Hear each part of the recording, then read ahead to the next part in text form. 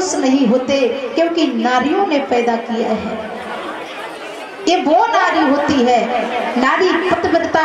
जो पतिव्रता नारी होती है वो अपने पति के आंसू नहीं देख सकती महाराज।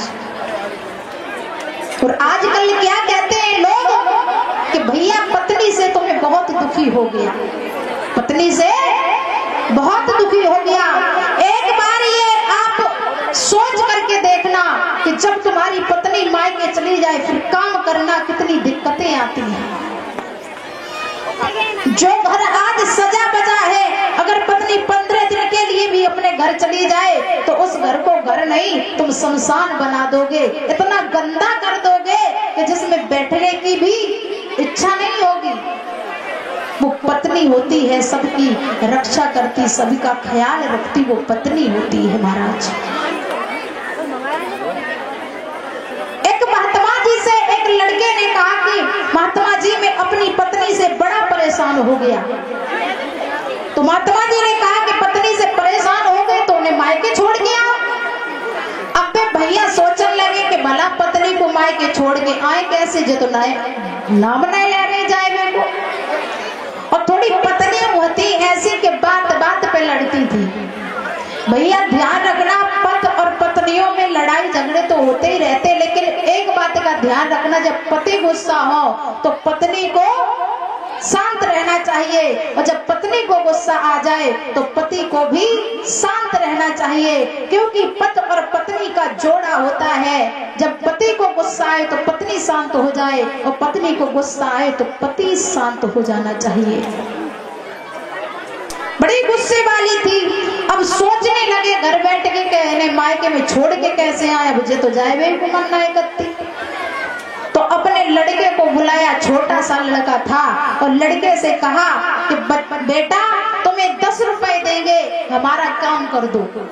बेटा कहने लगे कि बस 10 ही रुपया दियो, इतना बड़ो काम करवा रहे, बस 10 ही रुपया। बोले तुम 50 ले लेना। बोले 50 ही दोगे? कहने लगे तो चलो कोई बात नहीं, 100 रुपए ले लेना। 100 रुपए दिए। बेटा ने कहा बताओ पिताजी मुझे क्या करना? जवाब दिया कि जाओ अपनी माँ के पास कहना कि माँ मैं तो नानी के घर जाऊंगा। अब बेटा वहां से चला, माँ मैं नानी के घर जाऊंगा, माँ मैं नानी के घर जाऊंगा, माँ मैं नानी के घर जाऊंगा। पत्नी बोली कि अभी तो नानी के घर से आई थी, इतनी जल्दी जाएगी कैसे गुजारा होगा? बेटा बोला माँ कुछ भी करो, मैं तो नानी के घर जाऊंगा। अब पत्नी ने पति से कही महाराज जे लड़का बड़ो बेचैन हो रहो, कह रहो नानी के घर चलो। तो पति तो सोच ही रहे थे जे चली जाए। जवाब दो कि अगर लड़का कह रहे हो तो चली जाओ ना। अब भैया पत्नी ने बैग तैयार किया। बैग तैयार करने के बाद में प्यारे भाई बहनों जब वो स्टेशन तक छोड़ने के लिए गए तो पति के आंखों से आंसू आ रहे थे, दिखावटी बनावटी।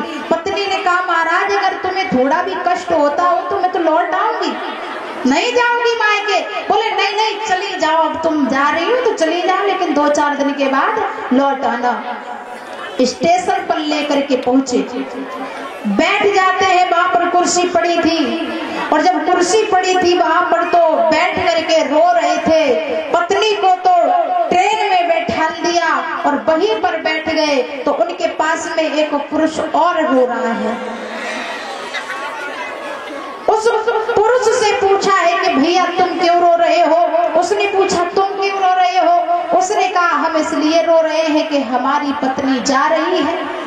दूसरा पुरुष बोला कि भैया हम इसलिए रो रहे हैं कि हमारी पत्नी आ रही है। तुझे पत्नियां भी बड़ा खतरनाक होती हैं। बोले पत्नी आ जाएगी तो बड़ा कष्ट हो जाएगा। वापस लौट करके आए प्यारे भाई बहनों, जब उस व्यक्ति ने खुद अपने हाथों से भोजन बनाया, जा करके भैंस निकाल के लेके आता है, भैंस का गोबर डालता है, जा करके चौका वासन करता है, चूल्हे में जिस समय रोटी बनाता है तो बड़ा कष्ट होता है। उस समय उसके समझ में आया है कि नारी जो कर सकती है वो पुरुष नहीं कर सकता है। मैया पतिव्रता नारी है, अपने महाराज से कह रही महाराज चिंता करने की कोई बात नहीं है, आप हमें बताइए। तो जवाब दिया है कि आज विश्वामित्र ने आकर के हमसे सब कुछ ले लिया। फिर कहा है कि अभी भी उनका 60 बार सोना बाकी है, मैं क्या करूं, कहां से दूं। पत्नी ने समझाया, जवाब दिया, महाराज तुम चिंता मत करो, त्रिशूल के ऊपर जो काशी नगरिया को बसाया है भोले बाबा ने, चलो उस काशी नगरिया में बिक मर के तीनों प्राणी और महाराज का कर्ज पूरा कर देंगे। ध्यान रखना भैया, आज अपने महाराज के धर्म के पीछे उस नारी ने कह दिया मैं शरीर को बेचने के लिए तैयार हूं। आज की कोई नारी कह सकती है क्या? आज की नारी वस्त्र आभूषण मानत बारंबार, और जो ना बाय न्याय के देव तो मुखड़ा ले तो बिगाड़ जगत में मतलब को क्यों है? लेकिन काफी होंगी अभी भी। जवाब दिया, महाराज मैं अपने शरीर को बेचने के लिए तैयार हूं, मुझे काशी में लेकर के चलो। महाराज ने कहा, रानी तुम तो कह रही हो, मगर छोटा सा बालक क्या मान जाएगा? उधर से रोहित भागता हुआ आ रहा है, माँ ने गोद में बैठा ला एक शब्द कहा, बेटा क्या आप अपने पिता के धर्म को बचा सकते हो? जवाब दिया है कि माँ बात बताओ, बात क्या है? कहा है कि हे बेटा, तुम्हारे पिता अपने वचन को हार गए हैं, अपने वचनों से वो पीछे भी नहीं हट सकते हैं, इसलिए हम तीनों प्राणियों को बेचना पड़ेगा। क्या आप हमारे साथ में बिकने के लिए तैयार हो? पता है उस बेटा ने क्या कहा, हे माँ तुम ही से मिला लड़कपन है और तुम ही से मिली जवानी है।